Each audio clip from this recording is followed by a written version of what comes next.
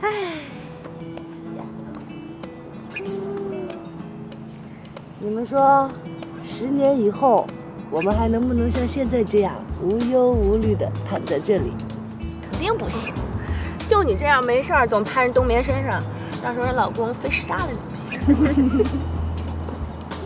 冬眠，你让不让我躺在你身上啊？那必须可以呀，我的小闪闪 baby。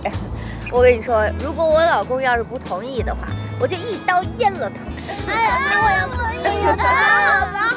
好吧 ，baby 们。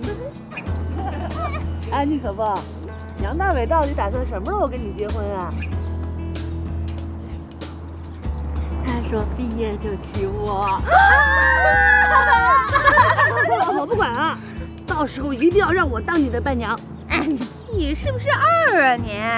每个人都可以当伴娘的，伴娘又不是只能一个，我们俩也可以。对，我要当伴娘，我也要当。啊，行，你们仨都是我的伴娘。不光要当伴娘，还得当孩子他妈啊？干妈。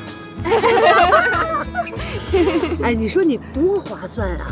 你先生孩子就可以有3个干妈，孩子每年要拿3份压岁钱呢。干嘛我最先生孩子呀？因为你最先结婚。好吧，我不管，不管以后你们谁生了孩子，都得管我叫干妈。我才不会生孩子呢。